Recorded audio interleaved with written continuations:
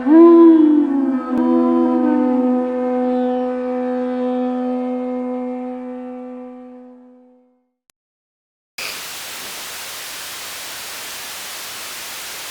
नमो भगवते वासुदेवाय।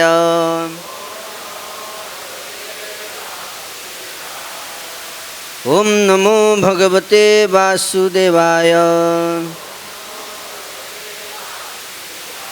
ओम नमो भगवते वासुदेवाय। आज श्रीमद् भागवतम के 7वां स्कंद का 8वां अध्याय। इस अध्याय का नाम है भगवान नरसिंह द्वारा असुर राज का वध और श्लोक संख्या 41। रुद्र उवाच कोपकालो युगातंस्ते हतोऽयं सुरोल्पकः तत्सुतं पाहि उपसृतं भक्तं ते भक्तवत्सलः। श्री रुद्र उवाच। शिव जी ने स्तुति की। कोपकालः ब्रह्मांड के संहार करने के लिए आपके क्रोध का उचित समय। युग अंतः कल्प का अंत। ते तुम्हारे द्वारा अतः मारा गया। अयम यह असुरः महान दैत्य अल्पकः नगण्य तत्सुतम उसके पुत्र प्रहलाद महाराज की पाही रक्षा करो। उपस्थितम शरणागत होकर पास ही खड़ा। भक्तम भक्त ते तुम्हारा भक्त वत्सल हे भक्तों के प्रति अत्यंत वत्सल प्रभु। अनुवाद तात्पर्य श्रील प्रभुपाद जी के द्वारा। श्रील प्रभुपाद की जय। शिव जी ने कहा कल्प के अंत ही आपके क्रोध का समय होता है। अब जबकि यह नगण्य असुर हिरण्यकशिपु मारा जा चुका है, हे भक्त वत्सल प्रभु कृपा करके उसके पुत्र प्रहलाद महाराज की रक्षा करें, जो आपके निकट पूर्ण शरणागत भक्त के रूप में खड़ा हुआ है। तात्पर्य पूर्ण पुरुषोत्तम भगवान इस भौतिक जगत के सृष्टा हैं। सृष्टि में 3 प्रक्रम होते हैं, सृजन, पालन तथा अंत में संहार। संहार के समय प्रत्येक युग के अंत में भगवान क्रुद्ध होते हैं और यह क्रुद्ध होने का कार्य शिव जी द्वारा संपन्न होता है। अतएव वे रुद्र कहलाते हैं। जब भगवान हिरण्यकशिपु को मारने के लिए अत्यंत क्रोधित हुए तो सभी लोग उनकी मुद्रा को देखकर भयभीत थे, लेकिन शिव जी भयभीत नहीं हुए, क्योंकि उन्हें ज्ञात था कि भगवान का क्रोध भी एक लीला है। उन्हें पता था कि उन्हें भगवान के क्रोध की भूमिका निभानी पड़ेगी। काल का अर्थ है शिव जी, भैरव, तथा कोप का अर्थ है भगवान का क्रोध। इन दोनों के संयोग से निर्मित कोप काल का प्रयोग प्रत्येक कल्प के अंत के लिए हुआ है। भगवान भले ही अत्यंत क्रुद्ध क्यों न प्रतीत हो, वास्तव में वे अपने भक्तों के प्रति सदा वत्सल रहते हैं। चूँकि वे अव्यय आत्मा हैं, अर्थात वे कभी च्युत नहीं होते, अतएव वे क्रुद्ध रहने पर भी भक्तों के प्रति भक्तवत्सल बने रहते हैं। अतएव शिव जी ने भगवान को याद दिलाया कि वे प्रहलाद महाराज के प्रति पितृतुल्य वत्सल बने, जो उनके बगल में विनीत शरणागत भक्त की तरह खड़े थे। ओम अज्ञानतिमिरान्धस्य ज्ञानाञ्जनशलाकया चक्षुरुन्मीलितं येन तस्मै श्री गुरवे नमः। श्रीचैतन्यमनोभीष्टं स्थापितं येन भूतले स्वयं रूपः कदा मह्यं ददाति स्वपदान्तिकं।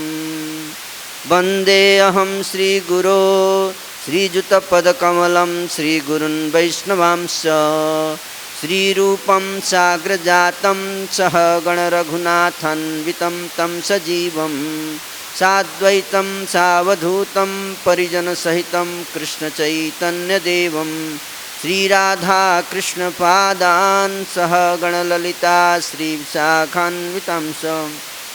हे कृष्ण करुणा सिंधो दीनबंधो जगत्पते गोपेश गोपिका कांत राधा कांत नमोस्तुते।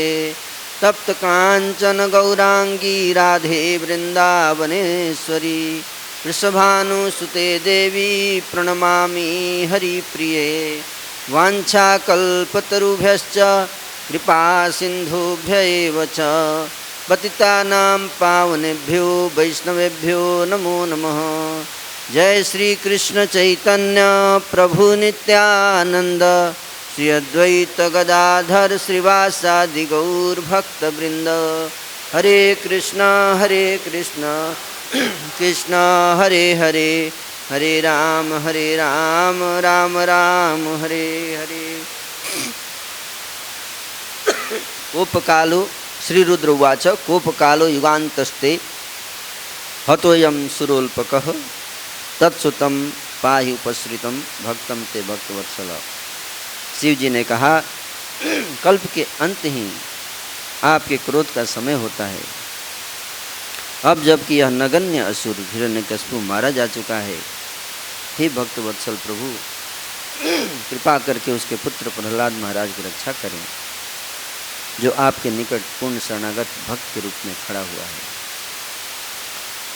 सुनाई दे रहा है पीछे? तो भगवान नरसिंह द्वारा असुरराज का वध।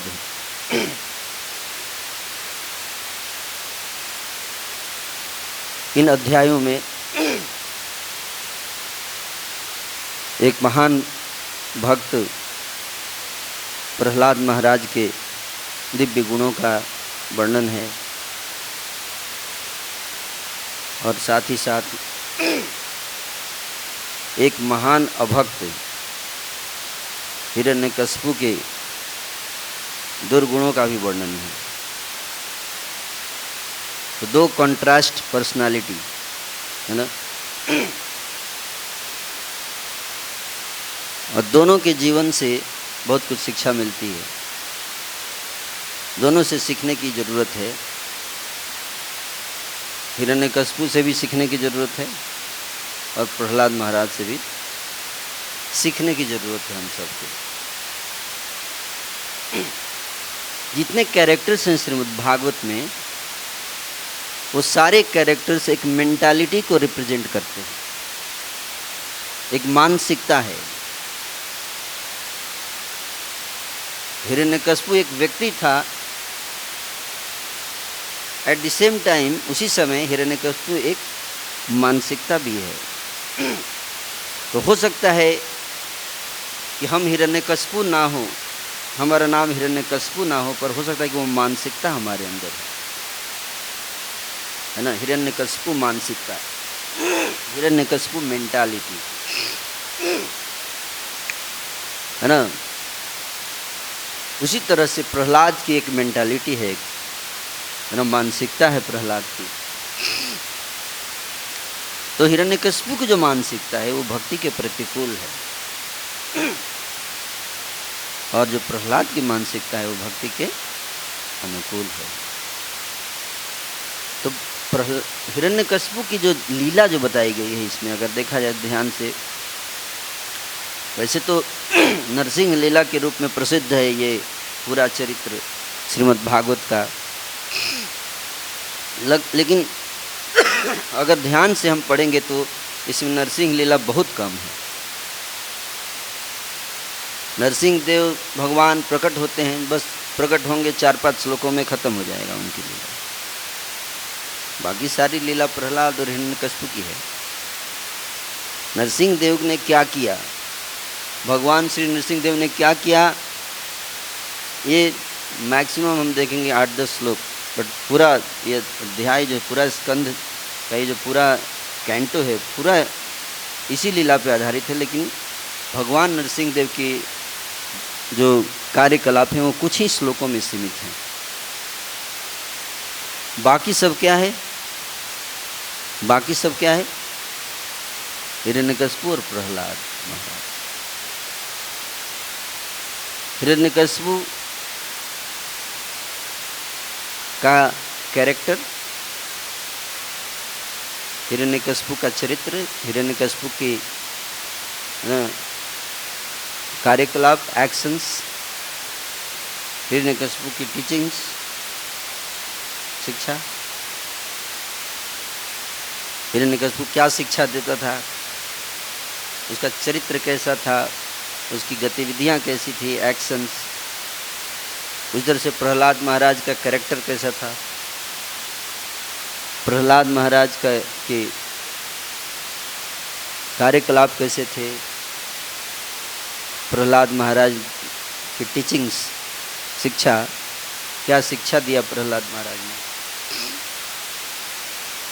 तो अधिक जो प्रसंग का जो अधिक हिस्सा है, ऑलमोस्ट 90-95% हम देख सकते हैं कि वो प्रहलाद महाराज और हिरण्यकश्यप की शिक्षा है। वो मेंटालिटी, हिरण्यकश्यप की मेंटालिटी से हमको बचना है। तो हिरण्यकश्यप की क्या मेंटालिटी थी, है ना? हिरण्यकश्यप की मेंटालिटी ये थी, माई वे इज हाईवे। क्या? माई वे इज हाईवे, है ना? मैं जैसा चाहूँ वैसा ही होना चाहिए, है ना? और अगर नहीं हुआ तो मैं गुस्सा हो जाऊंगा, क्रोधित हो जाऊंगा, है ना? तो क्रोध में भी कई बहुत भक्ति होती है, आप जानते हैं? एक्चुअली बहुत ज़्यादा तीव्र भक्ति होती है क्रोध में। जब सब कुछ अच्छा अच्छा हो तो भक्ति करना बहुत मुश्किल हो जाता है। क्रोध में बहुत, आप देखो हिरण्यकश्यप जब गुस्सा में था तो कितना तपस्या किया है, क्रोध में तपस्या किया, है ना? कई बार क्रोध में जिद पे व्यक्ति कुछ भी कर सकता है, यहाँ तक आत्महत्या लोग कर लेते हैं। ऐसे कोई हल्का सा पिन भी अगर चुभा दे तो बहुत गुस्सा हो जाते हैं, है? लेकिन क्रोध आ जाए तो व्यक्ति अपने आप को अपने से मार लेता है कि नहीं? वैसे कोई अपने को मारेगा, एक थप्पड़ भी अपने को मारते तो बहुत दर्द करता है। क्रोध एक ऐसी वस्तु है। क्रोध क्यों आया हिरण्यकश्यप को? हिरण्यकश्यप कहता है कि भगवान विष्णु वैसे तो आज से पहले तक बहुत अच्छे आदमी थे, उन्होंने अभी तक निष्पक्ष ही काम किया, लेकिन इस बार उन्होंने देवताओं का पक्ष लिया है। उन्होंने मेरे भाई को मारा, मेरा निर्दोष भाई जिसके अंदर कोई कमी नहीं थी, दूध का धुला हुआ था, और देवताओं ने जाके भड़का दिया। भगवान विष्णु है, हमारा पक्ष सुने नहीं, केवल देवताओं की बात मान के और मेरे भाई को मार दिया। ऐसे थोड़े होता है ना? तो मैं अब भगवान विष्णु से बदला लूँगा। क्या है? क्यों बदला लूँगा? क्योंकि उन्होंने पक्षपात किया है ना? ये मेंटालिटी थी कि अगर हमारे तरीके से काम ना हो, भगवान अगर हमारे हिसाब से अगर काम ना करें, कुछ काम ऐसा कर दें, जैसे कई भक्तों के साथ नहीं होता है कि भक्ति करते रहते, लेकिन अगर घर में किसी की मृत्यु हो जाए घर में किसी की मृत्यु हो जाए तो क्या कहते हैं, क्या फायदा हुआ इतनी भक्ति का, है ना। हमारा रिलेटिव इतना बढ़िया था, उसको क्यों भगवान ने उठा लिया, है ना। कोई फायदा नहीं है ऐसे भगवान की भक्ति करने का, है ना। तो हम लोग तो भगवान के खिलाफ फिर हम लोग प्रोपेगेंडा शुरू कर देते हैं, है कि नहीं। कई भक्तों को मैंने देखा है छोड़ते हुए भक्ति। हमने एक वीडियो देखा था यूट्यूब पे, लोगों ने कमेंट दे रखे थे, हमने इतने साल माला किया फिर भी भगवान ने मेरे बेटे को, है ना, बचाया नहीं, मर गया बेटा, कोई फायदा नहीं हुआ भक्ति करने का, ना। ये हिरण्यकशिपु मेंटालिटी है। क्या ये हिरण्यकशिपु मेंटालिटी। फिर हिरण्यकशिपु और हमें क्या अंतर है? वो भी भगवान को ब्लेम कर रहा है, हम भी भगवान को ब्लेम करते हैं, दोष डालते हैं। तो हिरण्यकशिपु और हमें क्या अंतर है? ऐसी भक्ति का कोई लाभ नहीं। मेंटालिटी किस हो सकता है कि रूप धारण किया हमने प्रहलाद का, लेकिन मेंटालिटी किसकी है? हिरण्यकशिपु की है। और प्रहलाद का क्या है? प्रहलाद के ऊपर इतने कष्ट आए, है ना, क्या उसका क्या दोष क्या था? बस इतना ही दोष था,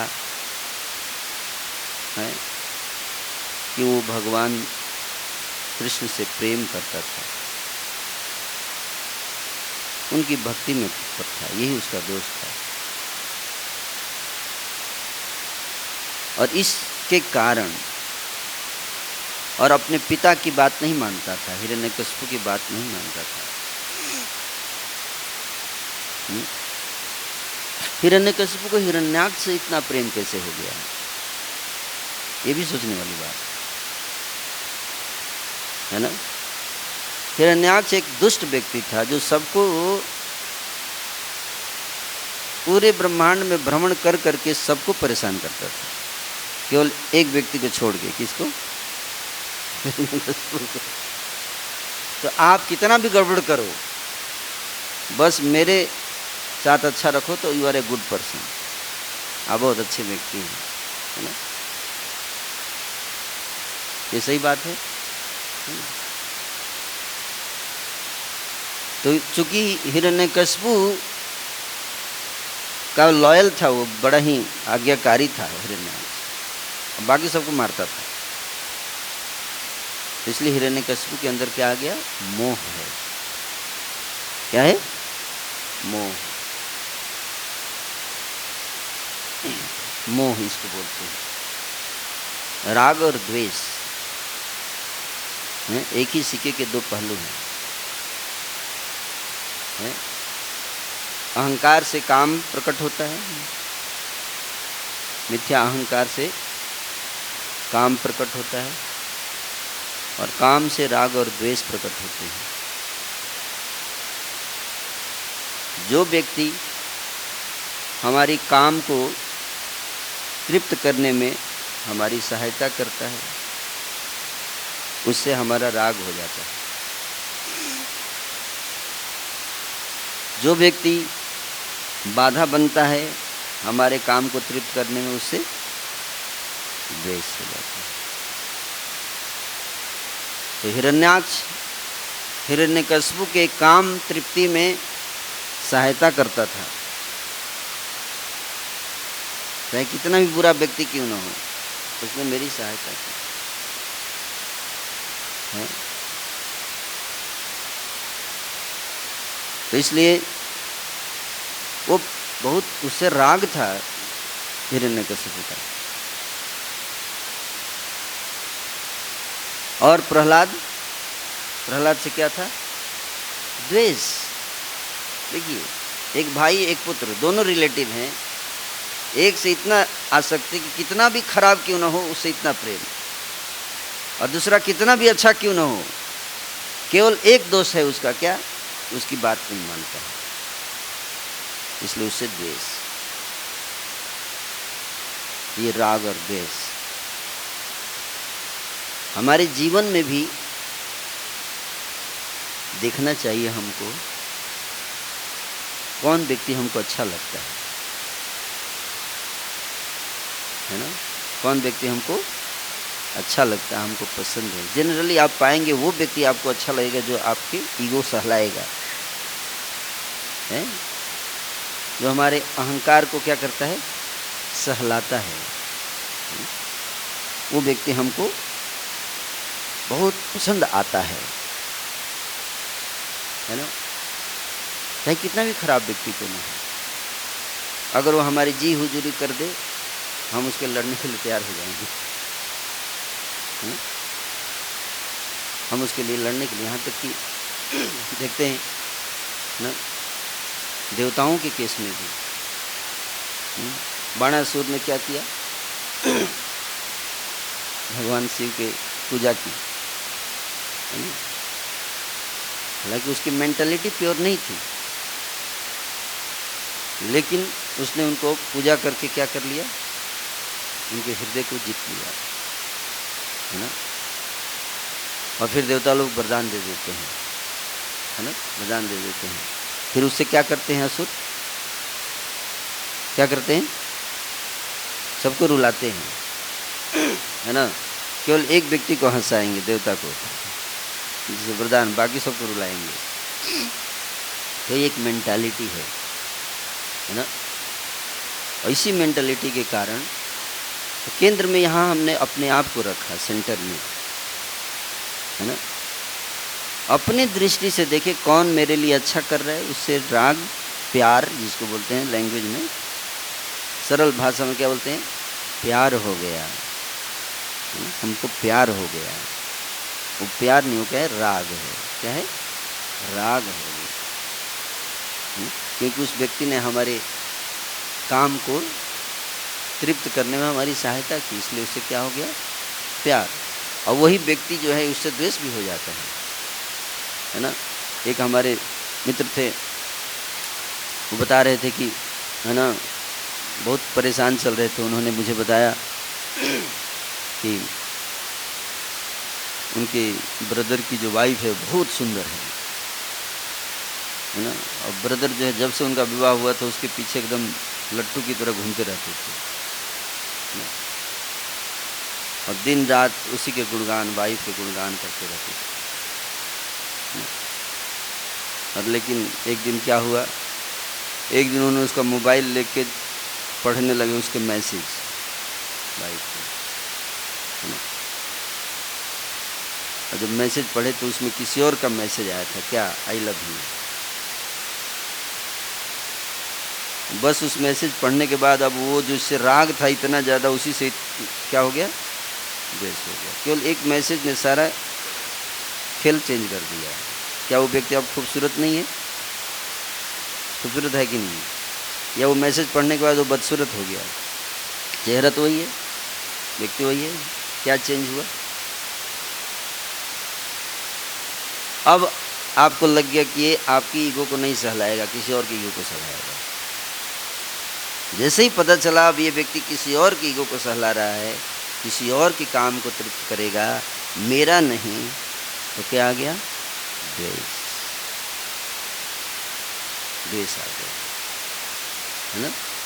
व्यक्ति वही है, रूप वही है ना, रूप वही है।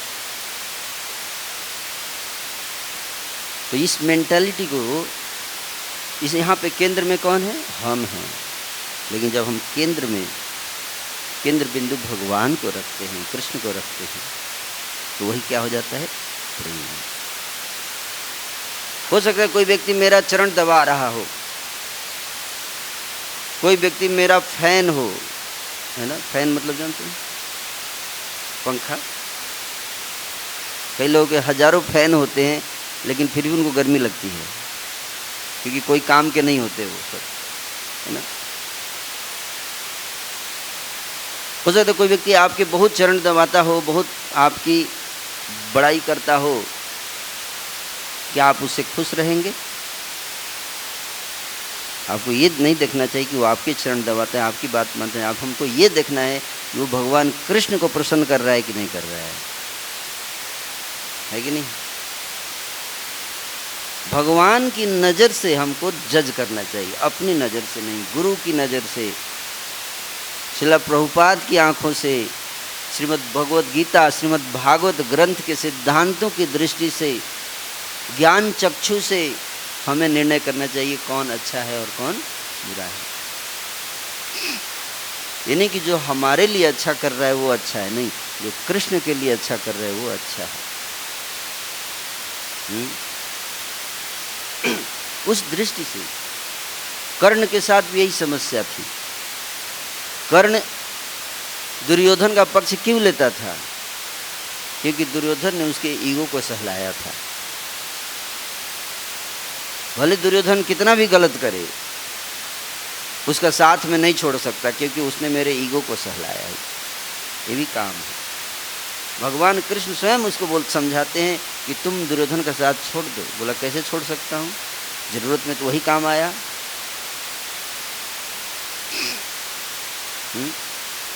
जरूरत में जो काम आए, है ना, जो भी हमारे काम आता है जरूरत में, वो सब हम, ये समस्या क्यों आती? क्योंकि हम सोचते हैं कि इन्होंने मेरा हेल्प किया, इन्होंने मेरा हेल्प किया, इसलिए मैं ये मेरा ईगो सहला रहे, ये मेरे को हेल्प कर रहे हैं। अगर हम ये सोचें कि इनके माध्यम से भगवान कृष्ण ही हम सबका सहायता करते हैं, माता पिता भाई बंधु, ये सब तो माध्यम है। इन माध्यमों को इस्तेमाल करके भगवान ही हमारी रक्षा करते हैं। लेकिन हम भगवान को हटाकर अगर ये सोचेंगे कि माँ मेरी रक्षा करती है, भगवान है ही नहीं बीच में, तो फिर ये समस्या आएगी राग और द्वेष की। माँ तो एक माध्यम है, निमित्त मात्र। प्रकृति ने माध्यम बनाया है और कुछ भी नहीं है। बच्चा जब जन्म लेता है तो माँ के स्तन में बच्चे के लिए दूध प्रकट होता है, वो माँ थोड़े बनाती है। कौन बनाता है? भगवान बनाते हैं, प्रकृति बनाती है। मैं अध्यक्ष प्रकृति सूयते सचराचरम। बच्चे के लिए माँ के हृदय में जो प्रेम प्रकट होता है, वो कौन बनाता है प्रेम? वो भगवान के प्रेम का ही तो प्राकट्य है वहाँ, है कि नहीं?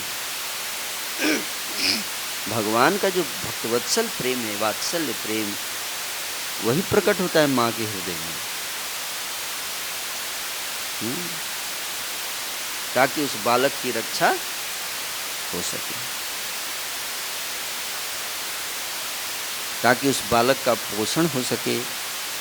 इसके लिए माँ के स्तन में दूध आता है, उसी तरह से बालक का देखभाल हो सके, इसके लिए माँ के हृदय में एक प्रेम प्रकट होता है।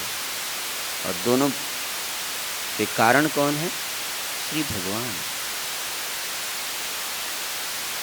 अहंकार विमूढ़ात्मा कर्ता हम इति मन्यते प्रकृते क्रियमाणानि गुणे कर्माणि सर्वशः। तो कोई पूछ सकता, क्या माँ का कोई क्रेडिट नहीं है? है क्या क्रेडिट? जैसे प्रभुपाद जी बोलते थे, मेरा कोई क्रेडिट नहीं है, पर इतना ही क्रेडिट है कि मैंने एज इट इज प्रेजेंट किया है शिक्षाओं को। तो उसी तरह से माँ का क्रेडिट इतना ही है कि वो माध्यम बनाया उनको भगवान ने। माध्यम भी क्योंकि भगवान ने माध्यम बनाया है, इसलिए वो भी भगवान का स्वरूप है, इसमें कोई अंतर नहीं है, कोई संदेह नहीं है कि माँ भगवान का स्वरूप होती है। भगवान ने उसको माध्यम बनाया है। भगवान किसी को माध्यम भी बनाते हैं तो वो भी कोई, है ना, उसको भी भगवान के स्वरूप के रूप में ही हमें कृतज्ञता प्रकट करना चाहिए। लेकिन ये नहीं कि माँ को कृतज्ञता प्रकट करने के चक्कर में भगवान को ही हटा दिए, भगवान की वैल्यू खत्म। तो भगवान कहते हैं कि सबका स्रोत मैं ही हूँ। देवी देवता जो इस संसार सृष्टि को चला रहे हैं, उन सब की शक्ति कहाँ से आती है? भगवान से आती है। तो इस बात को ध्यान में रखते हुए जब हम कार्य करेंगे तो हम प्रहलाद की तरह हो जाएंगे, नहीं तो हम कैसे हो जाएंगे? हिरण्यकशिपु की तरह। ये दो मेंटालिटी है ना। भगवान ने हिरण्यकशिपु का वध किया, क्यों? उसकी मेंटालिटी के कारण। और वध करने के बाद सारे देवी देवता जो हैं, प्रहलाद गए भगवान को शांत किए। शांत होने के बाद देवी देवता प्रार्थना कर रहे हैं। उसमें इस श्लोक में शिव जी प्रार्थना करते हैं। भगवान शिव यहाँ पे प्रार्थना कर रहे हैं। क्या प्रार्थना कर रहे हैं? कहते हैं कि हे प्रभु, कल्प के अंत ही आपके क्रोध का समय होता है। बोले कि टाइम, सही टाइम पे क्रोध करना चाहिए। कोई टाइम है क्रोध करने का? आप इतना गुस्सा हो गए? भाई आप गुस्सा होते हो कल्प के अंत में, जब सृष्टि का विनाश करना होता है, प्रलय करना होता है, अनटाइमली गुस्सा हो जाते हैं आप। ये कोई बात है? और वो भी जब गुस्सा आप होते हैं तो आप डायरेक्ट एक्शन नहीं लेते हैं, हमको बोलते हैं, फिर हम विध्वंस करते हैं। हमारा काम आप खुद करने लगे, हमारी सेवा का क्या होगा? यहाँ पे हिंट दे रहे हैं भगवान से, है ना। क्या? कल्प के अंत ही तो आपके क्रोध का समय होता है। तो अब भी कल्प का अंत अभी नहीं आया है, वो आएगा तो फिर हम काम कर देंगे। अभी शांत हो जाइए, है ना। तो कहते हैं कि अब जबकि यह नगण्य असुर हिरण्यकशिपु मारा जा चुका है, तो कल्प के अंत में प्रभुपाद जी तात्पर्य में बताते हैं कि कल्प का जो अंत होता है, प्रलय होता है। क्या होता है? प्रलय होता है, डिस्ट्रक्शन, है ना। और प्रलय के समय विध्वंस होता है ना। भगवान क्रोधित हो जाते हैं। एक ऐसा समय आता है भगवान क्रोधित हो जाते हैं और फिर शिव जी के रूप में क्या करते हैं? क्रोधित होकर विध्वंस करते हैं। प्रश्न उठता है, अचानक ब्रह्मांड का अंत क्यों आ जाता है? भगवान अचानक क्रोधित क्यों हो जाते हैं? और लगता है कि अब सब नष्ट कर देना चाहिए। भगवान क्यों क्रोधित होते हैं आप जानते हैं? भगवान क्रोधित होते हैं इसलिए कि वो उन जीवों पे क्रोध आता है उनको, जो उनको सरेंडर नहीं करते हैं, जो सिद्धांतों के आधार पे जीवन यापन नहीं करते हैं। ऐसे जीवों पे क्रोधित होते हैं। क्रोध का कारण यही है, जो सरेंडर नहीं करता है ना, उस पे भगवान को क्रोध आता है ना। क्यों क्रोध आता है? जैसे एक माँ होती है, कभी कभी बच्चे पे क्रोध करती है, 2-3 झापड़ लगा देती है उसको।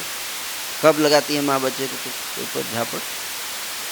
बार बार समझा रही हूँ, बार बार समझा रही हूँ, उधर मत जा, जाएगा तो पैर टूट जाएगा, समझ नहीं रहा, ये ले 2 झापड़, है ना। उसी के भलाई के लिए है कि नहीं। माँ का क्रोध जो होता है वो आउट ऑफ एनवी नहीं होता है, ईर्ष्या के कारण नहीं होता है कि बच्चे से उसको ईर्ष्या है।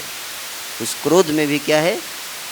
उसके प्रति प्रेम है, उसकी भलाई के लिए, है ना। उसी तरह से जब भगवान देखते हैं कि जीव बहुत आसक्त हो गया है और इस संसार में आसक्त होकर झूठ मूठ का नाना जगह पे आसक्ति डालकर अपना समय बर्बाद कर रहा है, बार बार भक्त लोग जाके उसको समझाते हैं लेक्चर में, नहीं समझता है। खिलौने में इतना आसक्त हो गया है तो खिलौना ही तोड़ दो। जब खिलौना टूट जाएगा तो फिर रोएगा, फिर इधर उधर ढूंढेगा, है कि नहीं। तो जिस खिलौने से आसक्त हो गया वो खिलौने को ही तोड़ दिया जाए, है ना। न रहेगा बांस, न बजेगी बांसुरी, न रहेगा खिलौना, है ना। तो इसलिए भगवान जो है क्या करते हैं, है ना, डिस्ट्रक्शन, है ना। क्यों? कहते हैं कि गुस्सा आएगा ही। भाई इतने मधुर और सुंदर भगवान हैं और उनके प्रति कोई सम्मान नहीं है, उनके प्रति कोई भावना नहीं प्रकट हो रही है। उसके प्रति, भगवान के प्रति प्रेम होना चाहिए। भगवान इतने मधुर हैं, मधुराधिपति अखिलम मधुरम, अधुरम मधुरम वदनम मधुरम, हृदयम मधुरम, नयनम मधुरम। सब कुछ जब मधुर है, सब कुछ जब मधुर है तो सरेंडर क्यों नहीं करते? है कि नहीं? करो, और नहीं करोगे तो फिर मरो। बार बार पुनरपि जननम पुनरपि मरणम पुनरपि जननी जठरे शयनम, है, मरो, बार बार मरो। बार बार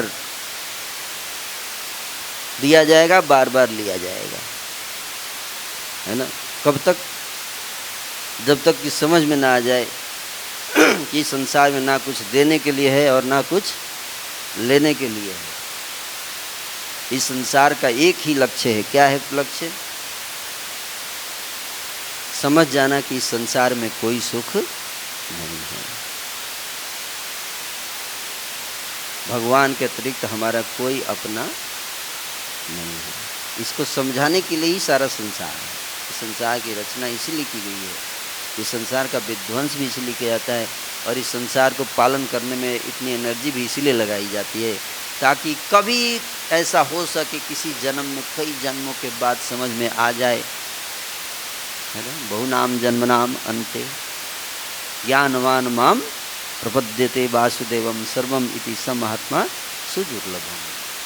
लेकिन ये जल्दी समझ में नहीं आता, इसलिए समझने इतनी सी बात को समझने के लिए कई जन्म लगते हैं। भगवान करे बहुनाम जन्मनाम अन्ते, कई जन्म लगते हैं इसी बात को, इतनी सी बात समझने के लिए। क्या?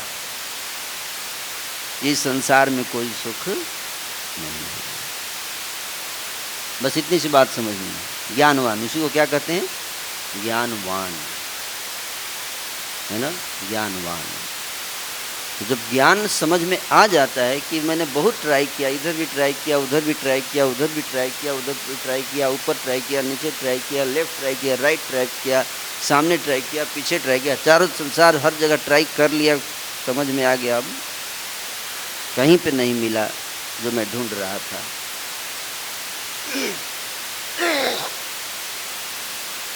अनादि कर्म फले पड़ी भवार्णव जले, हाबु दुबु खाई को तो काल, सातरी सातरी जाए सिंधु अंत नहीं पाए, भव सिंधु अनंत विशाल। निमग्न हो इनु जबे डाकिनु कातर रबे, के हो मोरे करहो उधार। अनादिकाल से इस भवार्णव में कभी डूबते हैं, कभी उतराते हैं, तैर रहे हैं, पार करने का प्रयास कर रहे हैं, पार कर तैरते तैरते तैरते तैरते कई जन्मों के बाद समझ में आता है कि इसको पार पाना संभव नहीं है। दैवी है सा गुणमयी मम माया दुरत्यया, मामेव ये प्रपद्यन्ते माया में ताम तरन्ति ते। तो कई जन्मों तक तैरने के बाद जब लगता है कि नहीं नहीं, इस भव समुद्र, दुख समुद्र से पार पाना संभव नहीं है, तब जाके क्या करता है जी? पुकारता है के हो मोरे करहो उधार। कोई है यहाँ जो मेरा उद्धार करेगा? कोई है? मैं समझ गया मैं अपने बल से अब इससे बाहर नहीं निकल सकता। कोई है? जब ये भाव आता है तो भगवान उसी समय उसके पास भेजते हैं। किसको? गुरु को भेजते हैं। किसको भेजते हैं? गुरु को। और गुरु जो है उसको बताता है चलो पकड़ो इस रस्सी को, मैं खींचूंगा, है ना।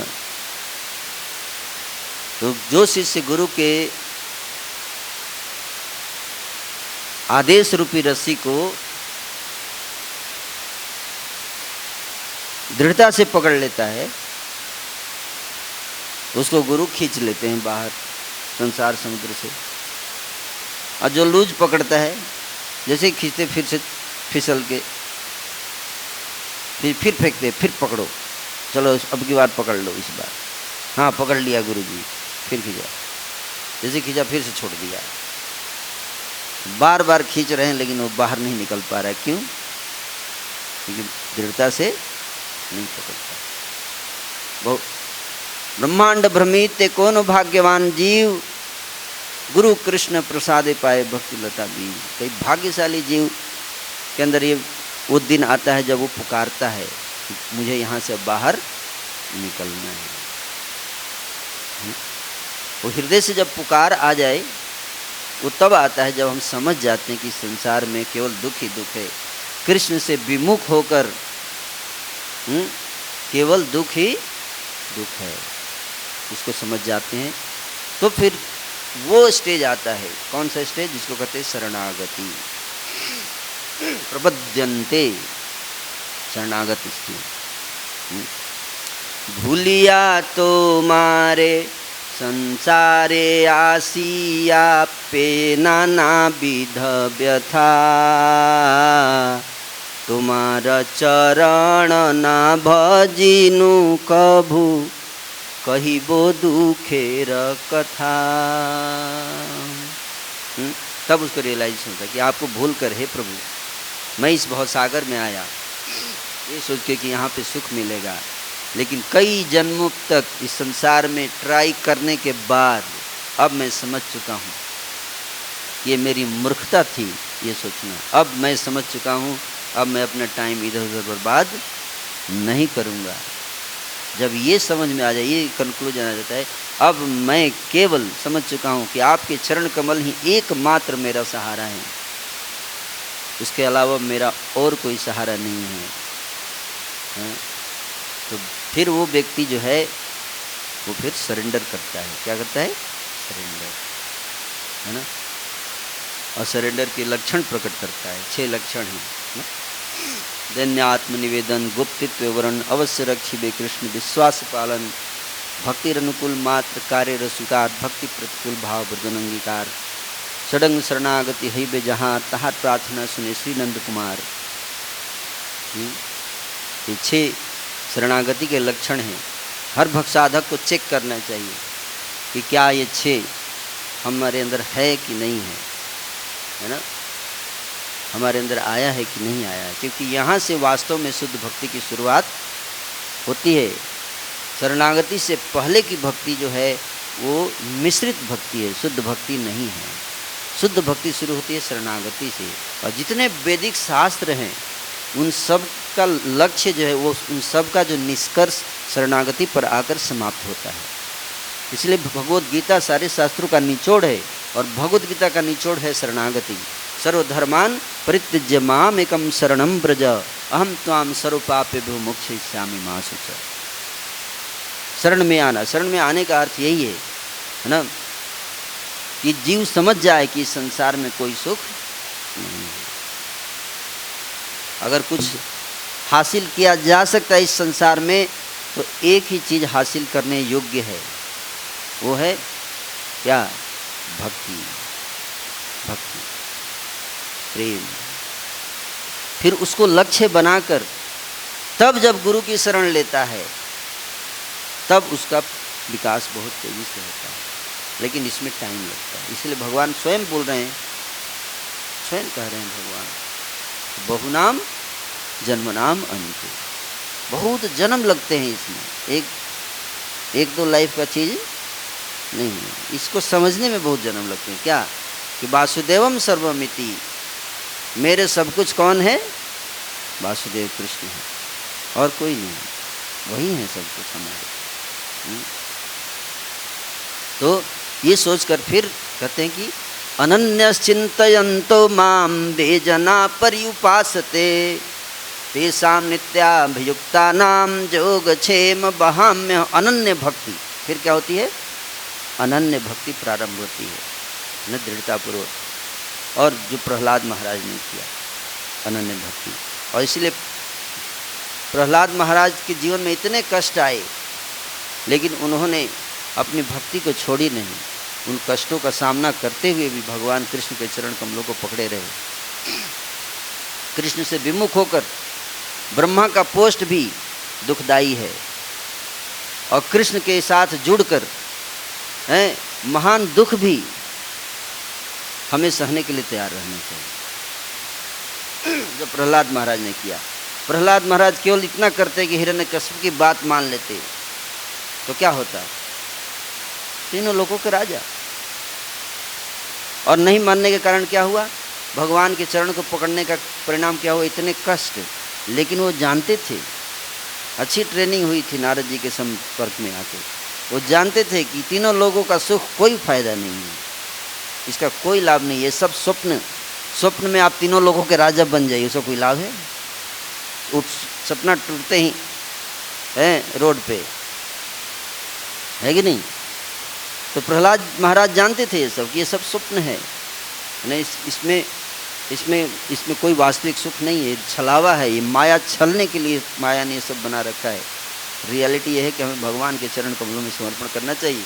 और चूंकि प्रहलाद ने इतने कष्ट झेले, इतनी परीक्षाओं को पास किया, माया की परीक्षाओं को पास किया। कृष्ण प्रेम के मार्ग में माया परीक्षा लेती है भक्तों की, और कई परीक्षाएं, टफ एग्जाम आए, उनके पास ऑप्शन था, जस्ट बोलते ठीक है आज से कृष्ण भगवान नहीं है, मान लिया हिरण्यकश्यप इज माई गॉड,